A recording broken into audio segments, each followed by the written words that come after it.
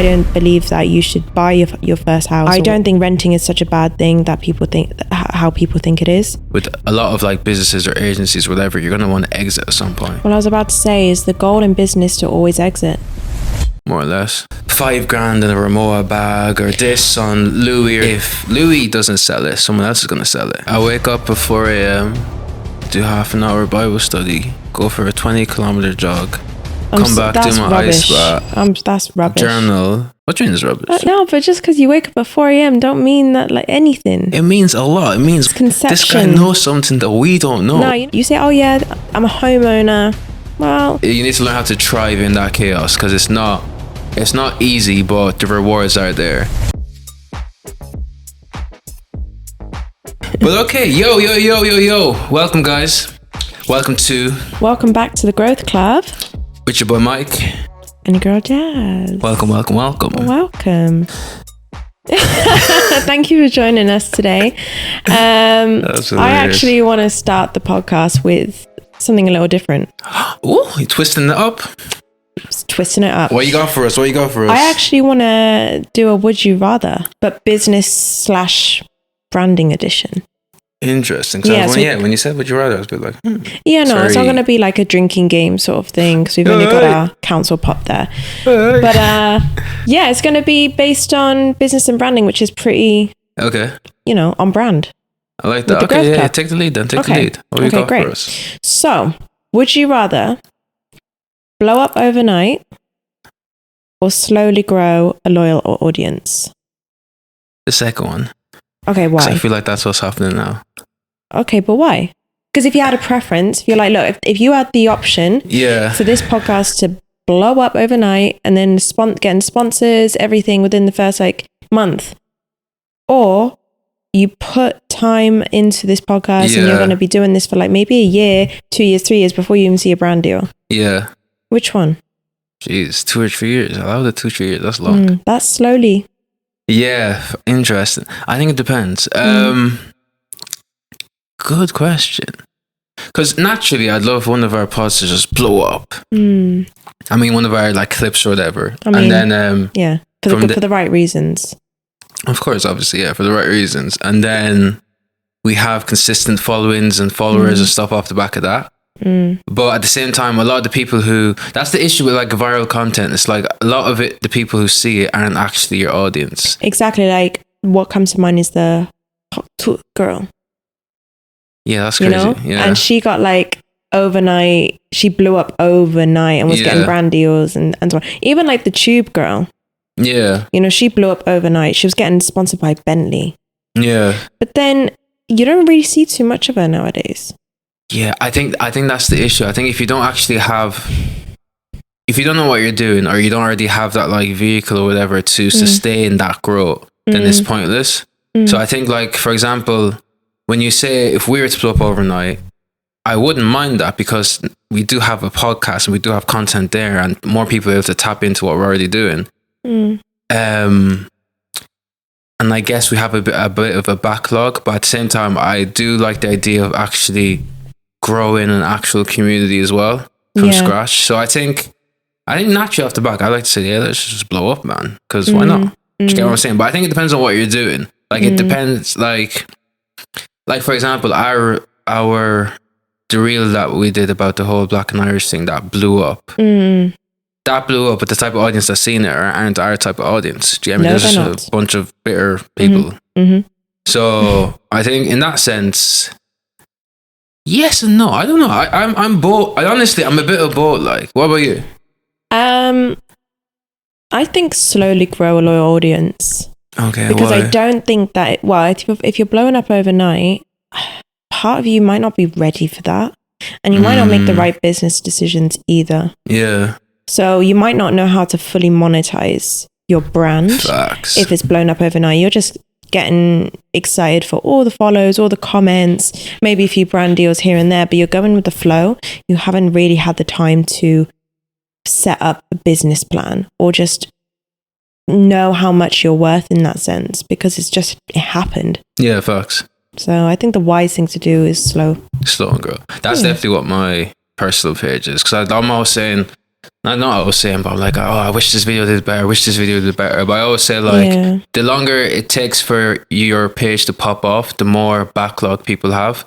And the more established you'll be. Because I think when you do blow up on the spot, and let's just say you've just started whatever venture it is, you're going to be making mistakes in front of a lot more people and a lot more eyes, which can be a lot more damaging to your branding in the long run. It's more pressurizing as well, because it's like, wow, I've got all these people looking at me now, and they like what I've posted that, you know, reached, that blew up. So naturally, I'm just going to create that stuff, but then you're just going to be known for just that. Yeah, which is the issue. Yeah.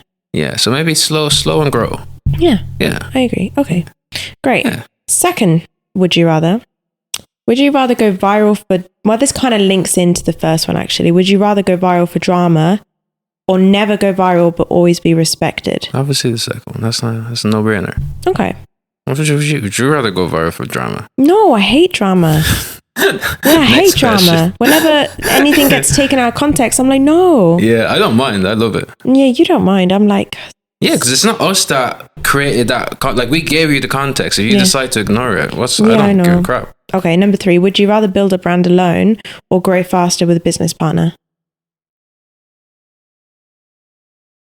Grow faster with a business partner? Well, yeah, because a lot is delegated then, and then the business... Well, what they're saying, if you want to grow fast, go alone. If you want to grow big, grow together or something like that.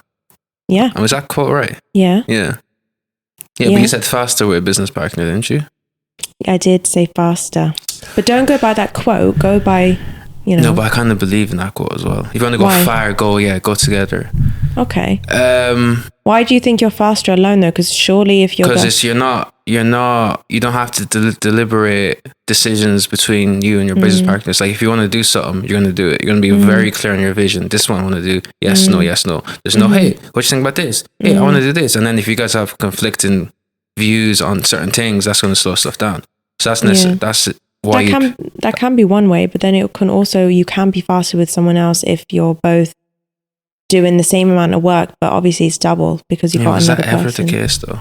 I don't think there's ever a partnership where it's 50-50. Like there's always, in anything, there's always going to be someone who's just doing that bit more. Do you get me? Yeah. And I think for that relationship to be sustainable, I think the person who's doing that bit more has to be okay with that. So would you have a business partner in doing what you're doing now with your... I would, yeah. But I guess someone who does something completely different to me. There's no point in two of us being able to... do video editing and... Yeah, or just creative side. Yeah. I guess someone who's more systems and operations. Yeah. Because then put that together, then boom. It's a dream duo. Exactly. Yeah. Yeah, I agree. Although... So what, you'd want to... I think I'd want a business partner. In what you're doing now? Yeah. And why? Here's the thing, because like, I'm doing property alone. I'm having to learn everything alone, chase up everything alone. And I think that it can be very scary as well, not being able to rely on anyone else but me. But then also it's part of it's like, okay, but when I'm successful, you know, I don't have to share that with anyone else. Like I built this alone. Yeah. Well, me and God. So, you know, I don't have to share that. But then it would be nice to delegate and just have someone else help me get there, because it's like, okay, well, the only issue I'd have if, you know, I was doing it alone and want all the glory is if I've got an ego about it. Yeah. So yeah, I would prefer to have someone on board. But there's a difference between having a business partner and someone having a team member that you can delegate to. Yeah, no, I know, but obviously they're taking off some of the work that you would do alone. So I think you'll go a lot faster with someone else as well sometimes. Yeah, but it's really tricky to find that person. Yeah, of course. This is like the dream avatar. Yeah, like, because a lot of people are never like aligned on certain stuff. Only because like from what I see, a lot of people are doing property with someone else, whether it's their partner, mainly it's their partner, or, you know, come on, Mike, or, you know, a friend or something like that. And, you know, I think it's a lot easier when you have someone who's on the same level as you, like, to go and after. Good point, but a lot of the people I think of now, they've all done it by themselves. Yeah, true. So all the names in property that you probably name, like the big guys like Sam Leeds, a lot of him. Sam Leeds, who's probably Rakazi. Yeah. your Luke guy, a lot of them are by themselves. Yeah. And now they have a team. So I think, yes, you may say that, but I think you're always going to lean towards what feels or looks. But like, it's kind of like the shiny object syndrome. Because you're doing it alone, you're like, oh, I wish I had that. If you're doing it with someone, even with me, for example, you could be like, oh, I wish I was just doing this by myself because Mike's like this, Mike's like that. So I think I think it's good that you're doing it by yourself because you can't hide. And I think that's really good for your personal development and personal growth because you have to deal with every scenario head on by yourself. But each scenario you go through and attack, you will learn a lesson from that. So I think, although you're saying to be nice, I'm happy you're doing it by yourself. I know. And likewise, because I've tried stuff with other people before, and I think I'm definitely someone who, I think I just like doing stuff by myself. So I feel like it's not even your way. I'm very happy to do stuff with other people's way, but in terms of like, I don't know, it's hard to find people who are like on it. Yeah. Like, do you get me? As in 24/7, they're, do you know what I mean? Yeah, because you're always working. Yeah. And not everyone's like that. Yeah. So I think, and it's it was my fault in previous stuff to assume that people are like on that wavelength. Do you get me? Yeah. So yeah, I think me even going to my own business, I just found it a bit easier just doing stuff by myself, do you know what I mean? Getting stuff started. So I think it depends, but still I do say that, but I would like a business partner in certain aspects. Yeah. And at the end of the day, I still have to pull in other people to help me because you can't scale without other people. Just get exactly. me? It can only go so far with you alone. Exactement. Wait. So okay. Would you rather have 100% ownership then of your small business? Okay. Or 10% ownership of a Fortune 500 company? 10% because that's more money, isn't it? Just easy as that. But it's not yours. So it's all about money. Who's the shite? Yeah, because if the company's worth 100 million, 10%, I take 10 million of that. Or let's just say my business is worth 5 million. Yeah. And I own 100. Think about it this way. If I own 100% of the business, I'm heavily involved. I'm in it. Yeah. And let's just say that's worth 5 million. If I'm on 10% of a Fortune 500, let's just say they're doing 100 million, probably doing way more than that. And I own 10 million, so double what it was if I owned 100%. Because I only own 10%. Your responsibilities are way less. Yeah, maybe I'm even just the face of the brand. Maybe I'm just doing the marketing. Maybe I'm just on the board. Do you get me? Maybe I just invested early. So I think definitely because my ROI is way greater because I'm doing less, but I'm getting way more. Yeah, that's a really good way to think about it. Yeah, because I think a lot of people get hooked up on like ownership. I want to own all of this. I want my name to be at the front. But even big brands sell eventually. I mean, even Reese Wabra, he sold part of his brand. No, he bought his company back. Oh, he bought it back? Yeah, because it was him, Ben Francis, and Lewis Morgan that started MDV. Yeah. He got rid, but he bought out. He bought out Ben really early. Yeah. And then only recently bought out Lewis. Oh, has he not like sold some of it recently? No, he bought. That was the news you're saying. Yeah, he bought it back. So now he owns 100% of it. Okay. Yeah, because they all started it around the same time. Okay. Yeah, what about Gymshark now? Have they sold anything recently? They sold any of their shares recently?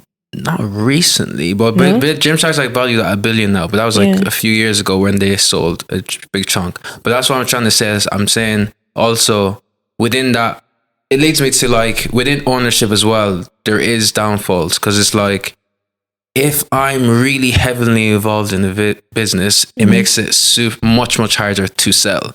Because if investors coming in thinking, okay, I want to buy this business off you, and then they realize that without you, this business is useless, this business can't run by itself. Yeah, no one's going to want to sell. No one's going to want to buy that because they can't. Do you know what I mean? Without you, then the business isn't the business.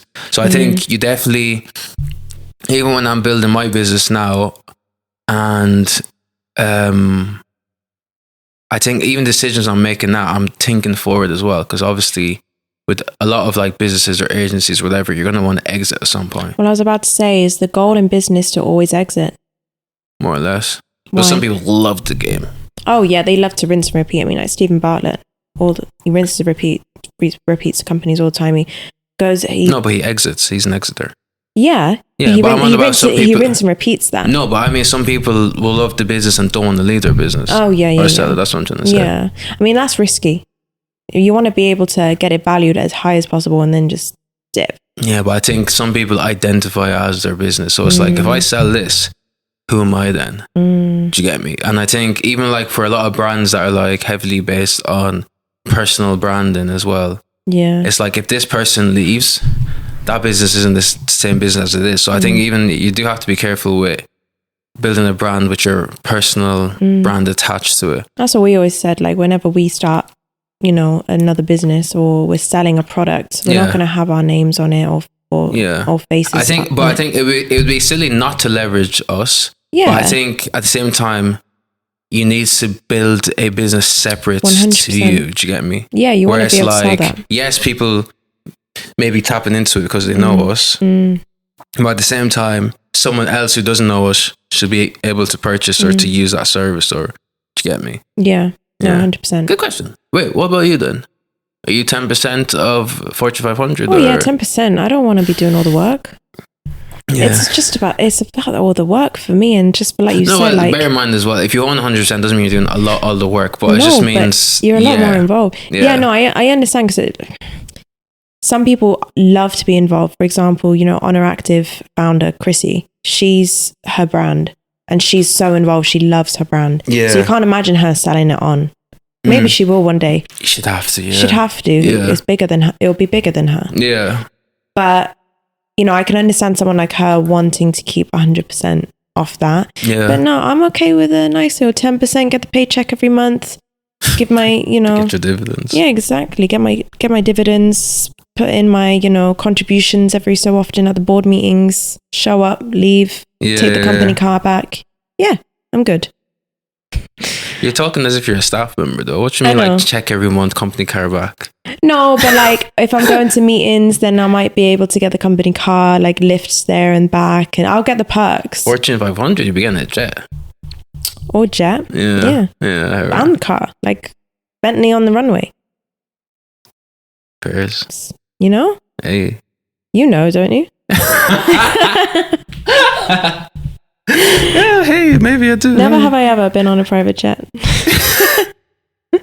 Anyway. Oh, does that mean I have to take a drink in there? Yeah, we're not playing that game.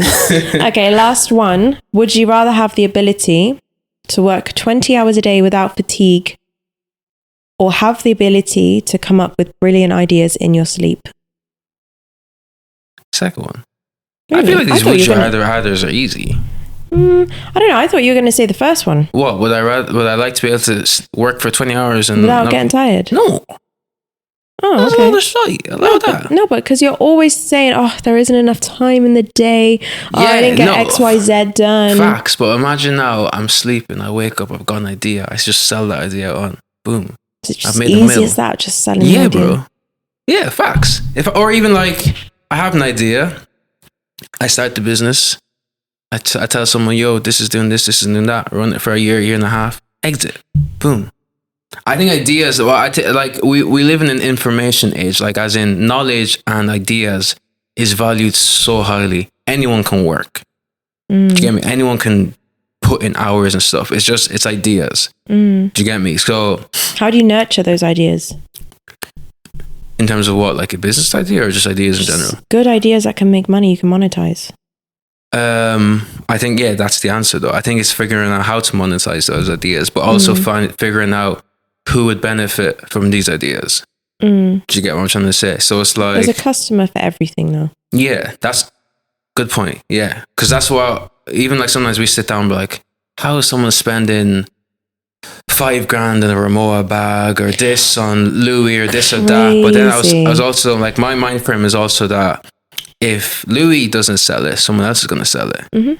There's customer for every price range. There's people who want to go out and spend 10K on luggage just because they have it like that. Exactly. So if you're not the person, if you're not the person to provide that service, they're going to spend it elsewhere. So, or you can just go and get a random skull silver ring, but Chrome Hearts will sell it to you for like 25K. Yeah, because some people want to spend 25K in the ring. Like they when they look at their account, I'm like, oh, Like some people have to understand as well. There's crazy money out here. People have stupid amounts chilling in their accounts. What's the story of that guy who was on a yacht and it was like you had to earn a certain amount to be on that yacht? Where? Yeah. Yeah. And it was something along the lines of. I love how you say, "What's the story?" and now you're telling it. Yeah, because you go, where? So I'm taking over. So this guy was on a yacht and he, it was like a networking event. So there's a bunch of business owners there who, well, it wasn't for the purpose of networking, but... Yeah, let's just say to be on the yacht, you had to be earning minimum like 10 mil or something. Yeah, a year. Exactly. And he was chatting to this guy and this guy earns something stupid, like maybe in the billions or something like that, something stupid. And when that guy the guy who earns like billions a year, whatever, or makes 100 million or whatever a year, spoke to the guy we're on about now, who earns, let's say, 10 mil a year, he like kind of looked down on him and not look down, but he stopped engaging in the conversation because he was like, oh, you're like a small fish. Yeah. Yeah. So like, but obviously someone making that amount to us is like, whoa. Crazy. So it's levels. That's what I'm saying. There's always levels to this and you're always going to be like chasing the top. Like there's no limit, but at the same time, like you're always going to be a small fish to someone. Yeah. Yeah. Yeah, of course. So what would you do then? What would I do? Yeah. To what? Would you rather? Yeah, I'd definitely rather come up with brilliant ideas in my sleep. Yeah. Yeah. Yeah, because that's what I'm saying. We're in the information age. People sell, that's why courses are going so crazy. People sell knowledge now. Yeah. It's like if I know something that you don't, I'll pay you for that. Sleep.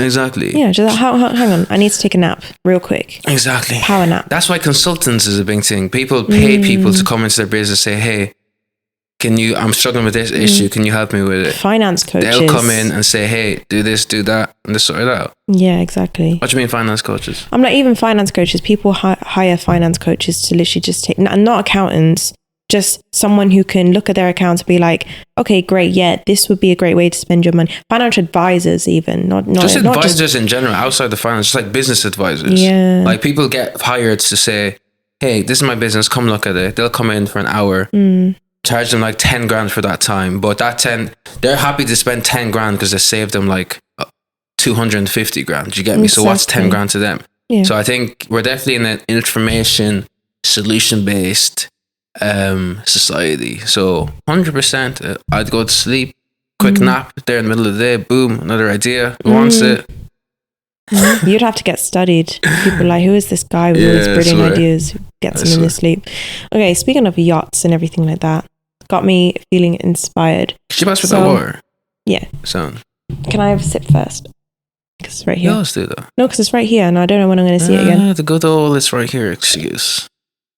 I've heard that before in my first rodeo. Okay. Now we're hydrated. That's crazy. Yeah, describe your future self. Wait, you went from speaking of yachts, describe your future self. Exactly. I see the link you're trying to Good. I should describe my future self. Yeah, describe your future self. Or give me a bit more, give me some parameters here, like what? The person that you want to become. Like, what is your day-to-day? What does your day-to-day in the future look like? What type of person are you? Or where are you going to eat? Where do you leisure? I wake up at 4 a.m., do half an hour Bible study, go for a 20-kilometer jog, come back, do my ice bath, that's rubbish. Journal, read 30 pages in the book. What do you mean is rubbish? Just because you wake up... Is it my future or your future? No, but just because you wake up at 4 a.m. don't mean that like anything. It means a lot. It means, wow, this guy's ahead. That is a misconception. This guy knows something that we don't know. No, Hormozy doesn't wake up at 4 a.m. Don't mind him.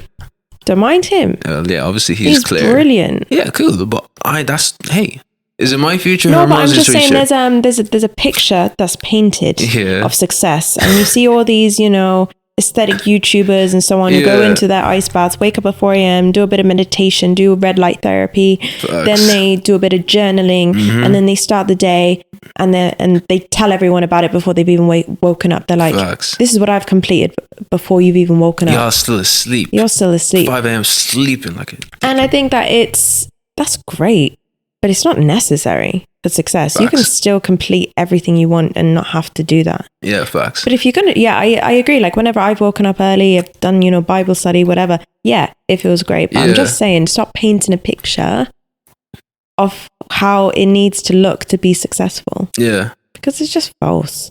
Yeah. You don't need a nice bath. Anyway, but that is my future. Then after my 30 pages of reading, 30 pages. I'll go into the forest, continue writing my book, we're continuing this autobiography. After which my maid will come to me with my silk. What's the word I'm looking for? My silk robe, and then proceeds to give me my manicure and pedicure. And then at this point, it's probably 6 a.m. So that now. Okay, let me stop. Why are you giving me that look? Where am I in that story? You're still sleeping. Damn straight. That's what I was saying. You're still asleep. I'm still asleep. Yeah, no, facts. I'm not going to be up at 4 a.m. You're still asleep. Okay, no. So jokes aside, my future self. Okay, let me not do my day-to-day, because my day-to-day will be very mundane, so it's like just work. But I think in terms of like location freedom, I'll be able to go anywhere and everywhere I want to go. Mm-hmm. That's not going to be an issue. Yeah, amen. That's the best. I'll be running multiple businesses. Mm-hmm. Have a good team, an inspired, excited team. Like I want a team that's like, let's do this. Let's go. You get me? Like I want a team. I probably have to be Americans if I want us to have that type of enthusiasm. Oh yeah, segue slightly. Americans versus British people in terms of like success is crazy. I mean, Americans will be so happy for you and cheer you on. British people do not want to see you succeed. Speak on it. No, because it's like you will present an idea or a thought and they're like, oh, that'd be nice. Yeah. Or what's the thing that people say? Must be nice. Yeah. Must be nice. Must be nice, yeah. And I've experienced that a few months ago where I was explaining to someone, where we've moved to and, just basically our aspirations. And they just go, oh, must be nice. I'm like, why did I even bother talking to you? Facts. But anyway, people in the UK are just not like super happy for you. Yeah, look, that's another. We'll talk about that another time. Yeah, but back on track. Yeah, definitely. Yeah, it's like a big team, kids and all that, family. Just the usual. For me, it's just flexibility and freedom. If I could sum it up into those two words, that's all it is. Yeah, I'm able to do what I want when I want, with whom I want. That's basically it. So very simple. So whatever can allow me to do that, which will probably be obviously having enough funds to be able to do all of that, having a team to delegate where I can go off and do what I want to do. But also, like, I really want to I think I've been doing some thinking, right? I think my mission, not my mission, well, kind of my mission, but one thing I like doing is, or I'd love to do, like, okay, for example, right? If I was to like leave this earth, I want to be remembered as someone who championed people reaching their full potential. So I want people to be like, wow, that Mike guy really believed in me. Or when I listened to him, I felt like doing this with myself or doing that with myself. Like I really want people to, really try their best and do their best and, get all they can out of life. Because I think we only get one shot at life. I'd hate for anyone to be on the deathbed and regret.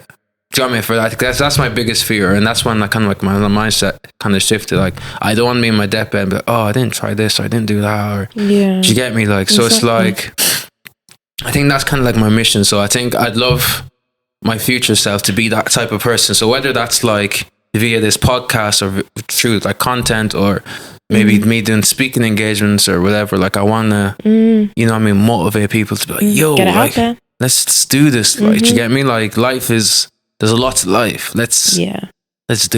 Let's do this. Do you get me? Because everyone has potential. It's just about them seeing it. Because if they don't see it, they're not going to tap into it. And I think it's about figuring out how people can tap into their potential. It's giving Tony Robbins That's how he You're going to sell out shows. Yeah, and have people running up and down you're going the aisles and inspire people, tell them what they can do. You're going to get the crowd going. No, but not corny though. No. I'll be very straight with it as well. Like, it's not in the corny sense, but it's like, I don't know. I think just getting people excited about life, because life is exciting. Life is stressful. Facts. Don't get it twisted. But really, like, enjoy life. Like, as in, wake up every day and try something. Do you get me? Even if it's like something new or something different, but I think it's important to have something to work towards. Yeah. You know, to have a goal in mind. So even on the days where you're not feeling it, you remember your end goal.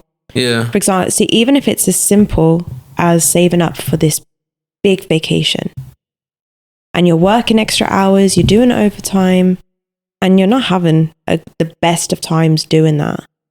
But having that end goal in mind, like, but I know it's going to be worth it at the end because I get to have this.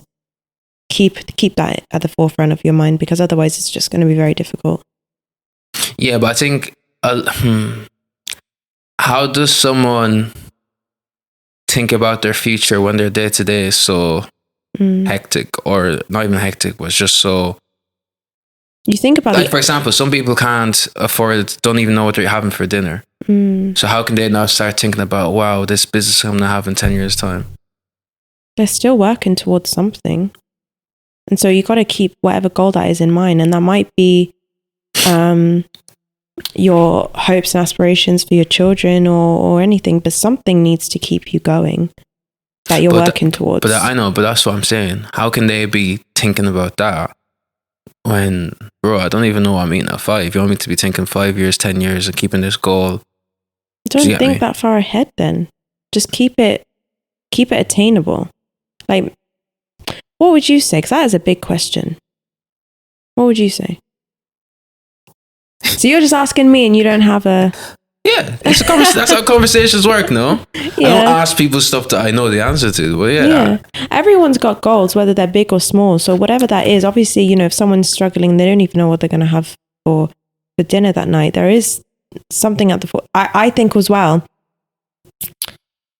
keeping the faith as well, that you're gonna see that through, that you're gonna be able to make it past this hurdle, that this rough patch that you're experiencing, that can be the light at the end of the tunnel. Okay. So even though you're not sure maybe how you're going to put food on the table like that later that night, you know that it's not always going to be like that, and you got to hold on to that. Because if you're living in that moment of going paycheck to paycheck or meal to meal, you're just going to be stuck in that like a hamster wheel. You got to be able to see past that and broaden your horizon, your mindset as well on what it can be like. And I think that's what really gives people hope and the ambition and motivation to work harder or towards their goal rather than just being stuck in the moment. There's the answer there. So you did know. I guess so. That's good. If I was to answer that, I'd probably say the same thing as you. I definitely agree. Yeah, you just got to keep a bigger mindset. It's bigger than you. Yeah, like it's your temporary, your now isn't your forever. Do you get me? So exactly. I think it's reminding yourself like, this is crap right now. I'm struggling. It's understanding that, but also reminding yourself that, okay, it's raining today, doesn't mean it's going to rain tomorrow. And if it rains tomorrow, doesn't mean it's going to rain the next day. Exactly. So I think it's just about holding up and keeping faith that one day the clouds will part and then the sun will shine. Rainbow. There can only be a rainbow when there's rain. See?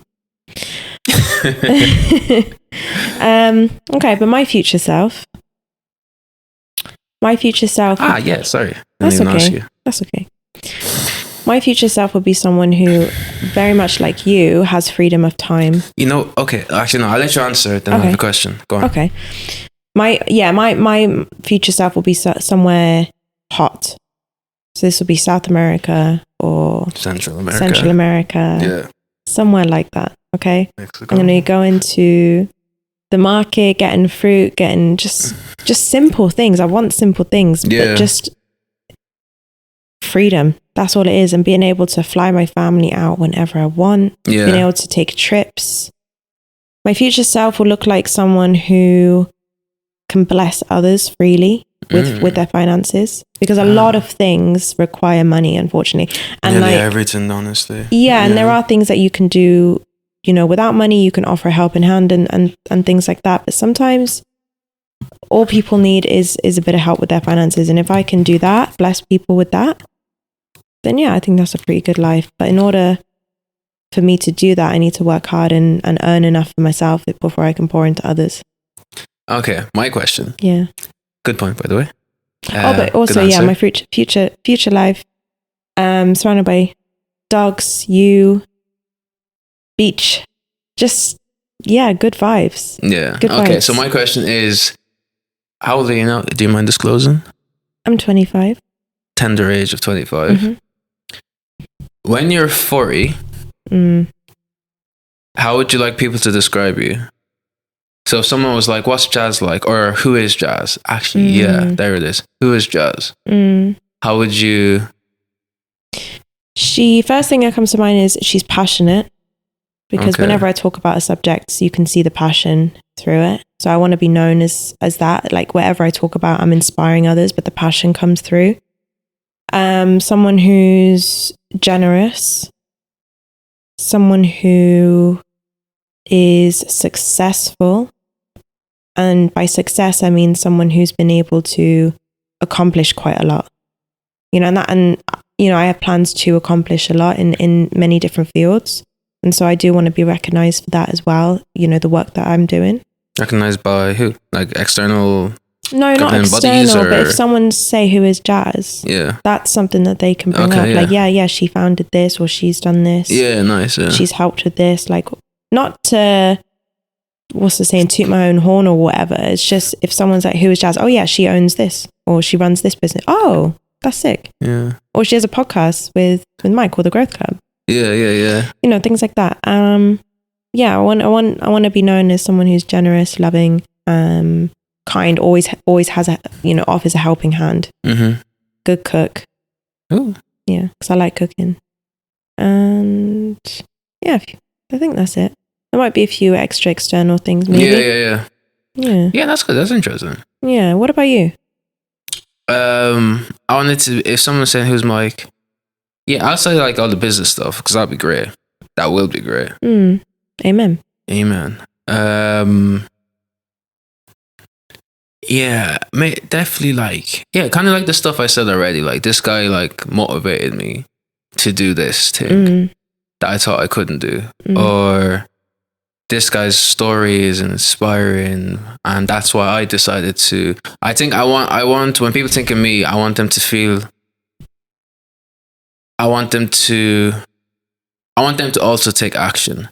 Do you get me? So I think even like with me sharing my whole story about the whole leaving the job, I did that to also show people, because at the end of the day, it's like when we're on socials and Instagram, all this, we see everyone's finished product. So I wanted to document the journey and show you it in real time. You and I have that in common on our socials. Yeah. I want to show you it in real time. I don't want to just pop out with a Lambo and people are like, whoa. Buy my course. Yeah, this is how I reached financial freedom. Yeah. I don't even want to have to package it like that. Like if you want to see how to do what I did or I'm doing, just look at my page. Yeah. That's literally it. That's it. And then at the same time, you'll realize, oh shit, it's like, this is like, it's just about showing up each and every day. There's nothing special about it. But yeah, I think my thing is I love to inspire people to take action, to pick up a camera, to start that course, to start that business, to leave scenarios that no longer serve them. Definitely. Yeah, I think definitely. Like I'm very much so an advocate for peace. If something doesn't cause you peace, cut it out. Yeah, definitely. That's why whenever people say, "Oh yeah, I quit my job," I say, "Congratulations." That's the first thing I say as well. And they're like, "Oh, thanks." Yeah, it's a different. Yeah, whereas someone else might be like, "Oh, why?" Yeah. Why did you do that? Yeah. No, I'm like, hey, congratulations. Yeah. What's next? Yeah. Or when I hear someone saying, oh, I'm moving to this country or to Bali, or this is brilliant. Yeah. Because obviously, at the end of the day, people know their own reasoning for things. So it's like these things are to be championed, because I think quitting has such a bad rep. So, but sometimes quitting is a good thing. Quitting is important. Like quitting is what allowed me to leave my last situation to what I'm doing now. So in the moment, it seemed probably scary, or well, that's a horrible idea. But then if you look at it retrospectively, it's like that was the trigger. That was the starting point. Sometimes you need to quit in order to unlock your potential at the next level. Yeah, facts. And you can't do that without quitting. Because sometimes it's like you're dragging something with you for way too long. Yeah. And it's like, okay, for example, right? Imagine you're in water and you've got a big ass rock tied to you. And let's just say that rock is fear. That rock is your job that you don't like. People always have, no matter in what scenario you're in life, you're gonna have something that's weighing you down. Always. And for the only way for you to get out of the water, to get to the surface, is for you to cut it off. So whatever that looks like, if that looks like quitting your job, if that looks like moving to a new country, do you get what I'm trying to say? So I think it's definitely, we need to stop looking at quitting or leaving or just anything that looks bad as giving up. Yeah. It's just whatever brings you peace is a net positive, no matter how it looks like. Yeah. If it brings you peace, lean into that. But I don't mean like short-term peace, because there's a lot of vices out there that give you short-term peace. Yeah. Which I was like a victim of before.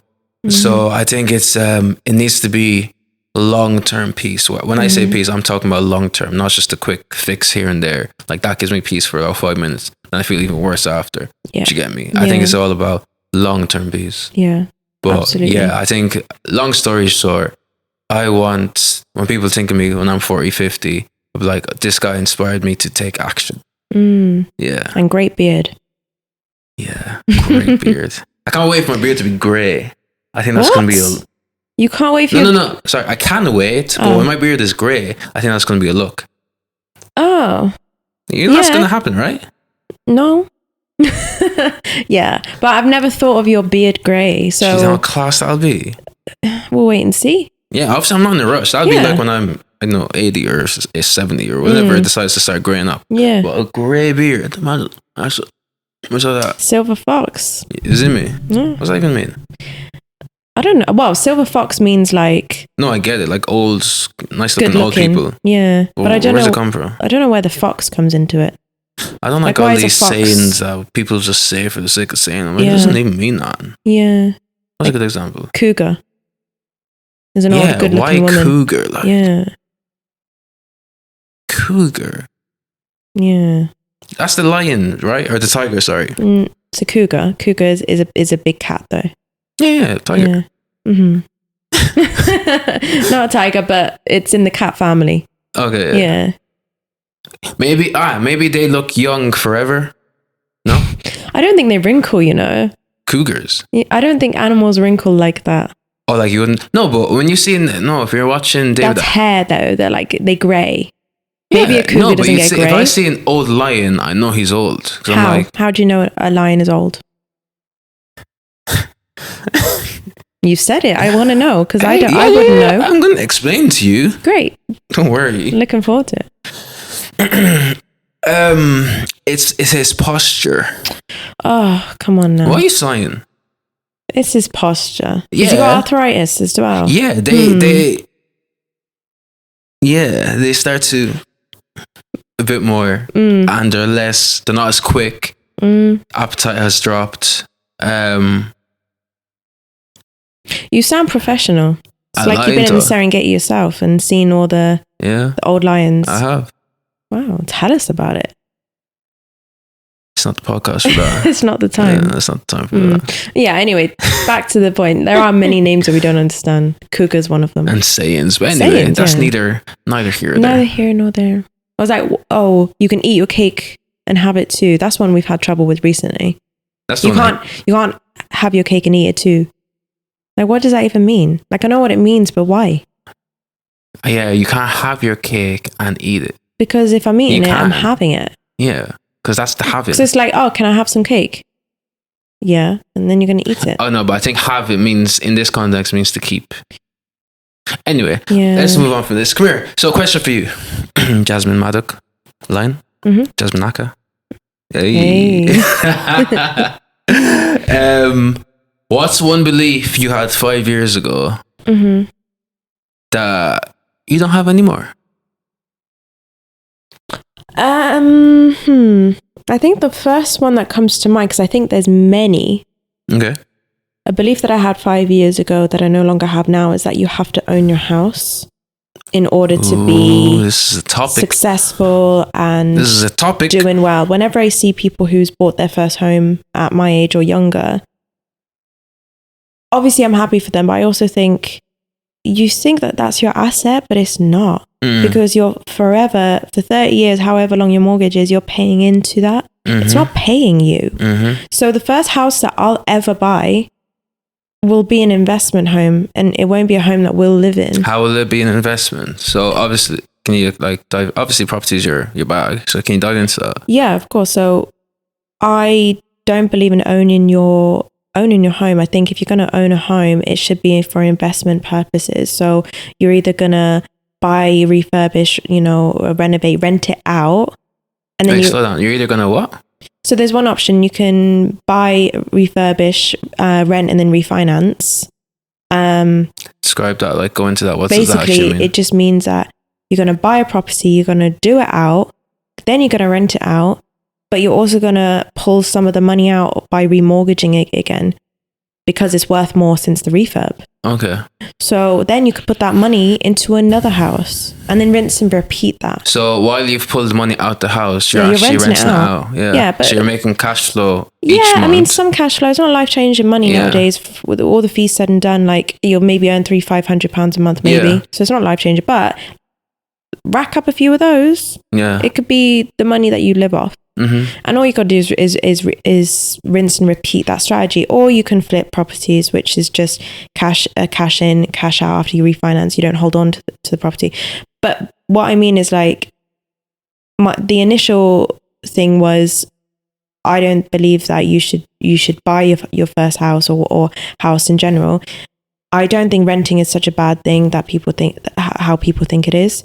Because at least with the renting, you have the freedom to travel, to go everywhere. You're not confined to one place. So, for example, if we want to go to Spain next year, we can. We haven't got bills that we have to pay for the house. If we owned a house. I was about to say, we definitely have bills here. Yeah, no, but we don't have a house that we own that we have to keep paying out for, which would limit us moving to Spain. Yeah, no, facts, yeah. If we're renting and our place is the end of the tenancy is in 2 months, and we want to go to Spain after that, we can. Yeah. We haven't got any commitments here to a mortgage or bills. Yeah. And so I think that so what I'll play in the the angel's advocate. What some people would argue that there's lack of stability in that. If I'm renting, the landlord can just get up and kick me out. What do you say to those people? I mean, not in recent years. I mean, a tenant has way more rights than a landlord. To be a landlord nowadays is the worst thing ever. Because if you have a bad tenant that doesn't want to move out, good luck getting them out. That tenant can squat for as long as they want, maybe pay the bare minimum. You can take them to court, but that's not going to be a next day process.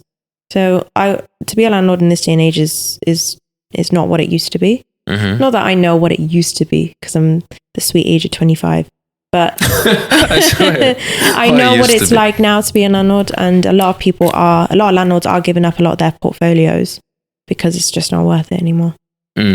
So you say lack of stability, I say more freedom by renting, because you just rent another place. So you're saying if I own the place, there's more chance of me getting X from the bank. Like, is there more chance of the bank kicking me out than me renting? Yeah, if you can't make your payments, the bank actually owns your house if you have a mortgage. Yeah. You don't. You say, oh yeah, I'm a homeowner.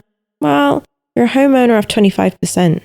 You don't own the whole house. The bank does. Yeah. So the minute you stop paying those payments, the bank can take the house back. It's easy and simple as that.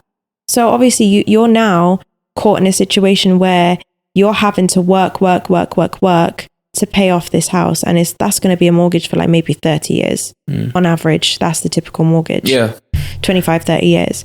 So you're now forever working to have to pay that. You don't have the freedom to go off to Spain for a year if you want. But what if I don't want to do all this property flipping and this and that? And that's fine. You're like everyone else. So what do I do? That's fine. You're like everyone else. Just live in the house. You don't have to if you're not someone who craves freedom like that, wants to travel, and you're okay just going to work, coming back and doing that year in and year out, then that's fine. So you're saying we have to flip our way out of what we're doing? What do you mean? So I asked you, I agree with you. I don't want to have to buy my first house or whatever. But what do I do if I don't want to be doing all this rent, refurbish? Because not everyone wants to do that. Yeah. Some people have that the mindset that you have, but they don't want to be doing all this flipping. If you want to do it in property, you can just flip. So that doesn't mean you're renting it out. You're not a landlord then. It just means, look, you're doing some renovation of No, I don't want to do no property. Then what do you want? That's what I'm saying. What do you want? Me. Yeah. Me. No, what who are you asking for? No, so I'm trying to say, like, yeah, it sounds pretty, because like you said, like, because you're in property, it's not as easy as just buying a flip, boom, boom, boom, boom, boom. So a lot of people understand that. So it's like, what are my other options, essentially? Because some people are like, okay, I have this 20-30 grand. I have no other option.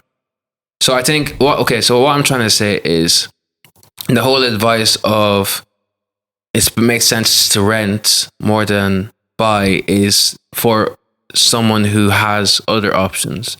So for example, for me now, it doesn't make sense to throw 30 grand into a gaff and it's not cash flowing for me when I have a business where I can, if I put the 30 grand in there, I'm going to get returns a lot quicker and a lot higher. Do you get what I'm trying to say? Yeah. So a lot of people don't have that other vehicle, because a lot, like you said, like a lot of business owners I know as well, or even just online, none of them own houses, or at least none of them own houses that they live in. Yeah. But that's because they have the option. Like for example, if they have a clothing brand, it makes sense for them to throw, 30 grand into new stock, 20 grand into ads, because they're going to make a return on that. Put that type of money into something that can pay you back. Yeah. So, but I'm saying, I think it's only, that advice only really works for a certain category of people. Because then otherwise, I'll just buy a house then. Because it's like, what else am I going to do with this money?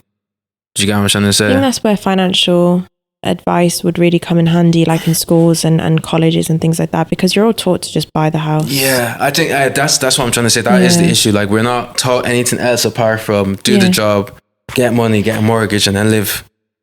Yeah, exactly. I mean, you could put 10 of that 30 into, Airbnb business maybe, or you can put, or even into a course, or upskill yourself in something. Yeah, exactly. Yeah. Just investments in general. That's something that can pay you back. Yeah. But obviously there's risk in every investment, and people might not see owning a house as a risk. So they'll just be like, okay, I'll just get a mortgage. Yeah. So, but everyone's different. Everyone's risk factors are different as well. Risk tolerance, yeah. As everyone's is different. Yeah. So it really depends. You can't sell the same idea to everyone. Yeah, facts. Because depending on how they've been brought up and the advice that they've been given, they're going to take to that differently. Yeah. But what about you? What is one piece of advice that you believed 5 years ago that you don't know? 5 years? What year are we in now? 2025, 2020. What's one thing I believed 5 years ago? I'm not even sure, You've just always been woke. Definitely no. I think what comes into mind is the access to money. Explain. So I think growing up, you feel like, depending on how you grew up as well, definitely determines, the big factor is how you grew up. But for me, personally speaking, you kind of grow up thinking wealth and riches is for a certain type of person, or a certain class of person. Yeah. And I think what I've learned in the last 5 years is number one, there's so much money out there. Loads. Like, there's too much money. And number two, it's there for you if you want to get it.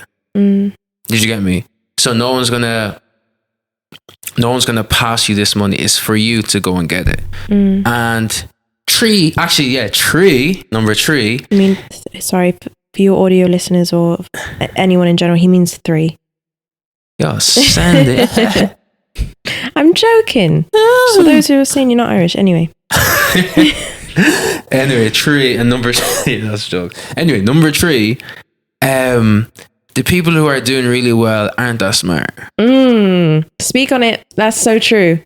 They're That's so not true. that smart. Yeah. So it's like I've been in a lot of rooms now or met a lot of people who are doing exceedingly well, but they're not that smart. A lot of them are kids as well. Like I say, is all they did is that they put action to their words. Yeah. That's the only difference. And that's one thing. I think it kind of gives you a bit of a confidence boost when you meet a certain person and they're doing like, let's just say 2-3 mil a month. And it's like you're chatting to them. Because I've had Nando's with a guy who's doing 20 mil a year. And yeah, definitely a smart guy.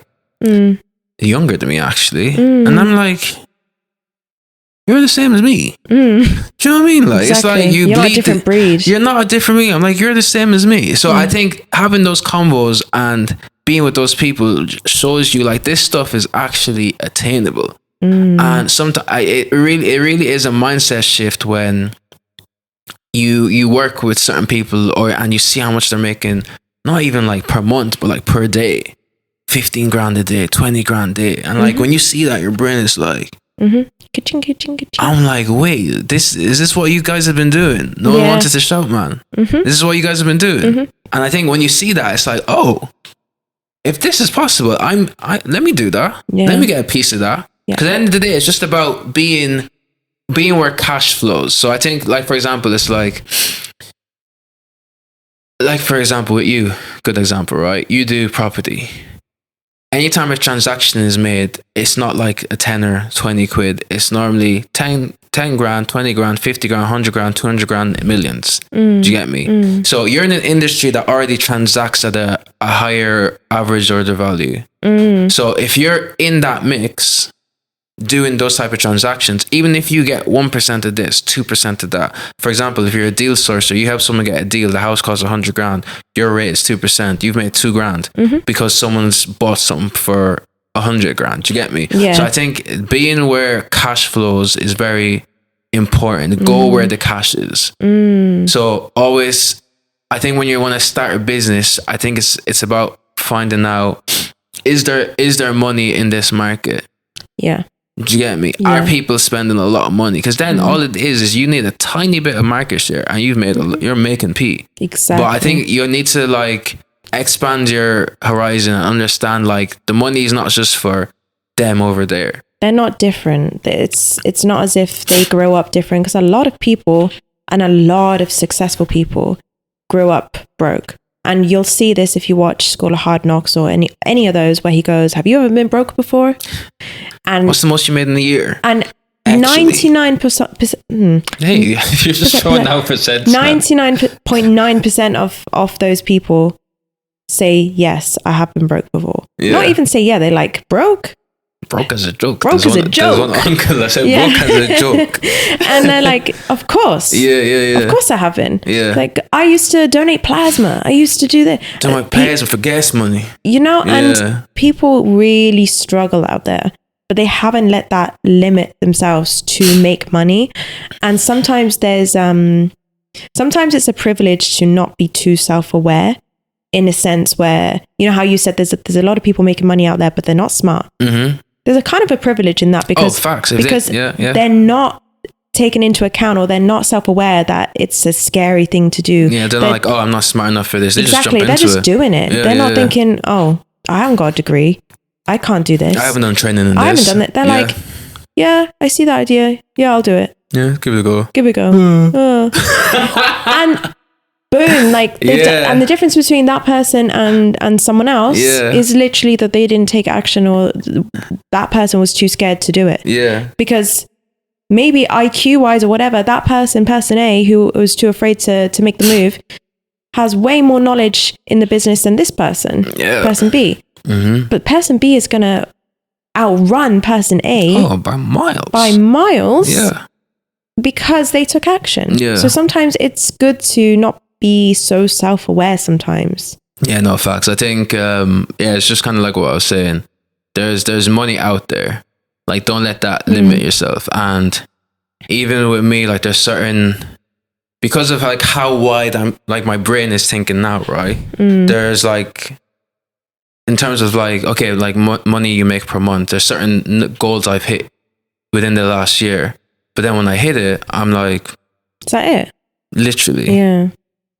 Like I've hit, like these used to be goals for me, and then I hit it. I'm like, this isn't, we're still working here. But then if I was to see that maybe like on topic 5 years ago, if I was to make that, I'd be like, oh my God, man. I'm up. I would have been, you're the man. I'm up. Yeah, do you get me? Yeah. So I think it's important, because now it's like, now there's no limit. You what is grandiose before what is big is now this. So now if your target is like like for example, like that's why people always preach about setting goals really high. So if your goal is to make 50k in a month, and you only make half of that, you've made 25 grand a month. That's, do you know what I mean?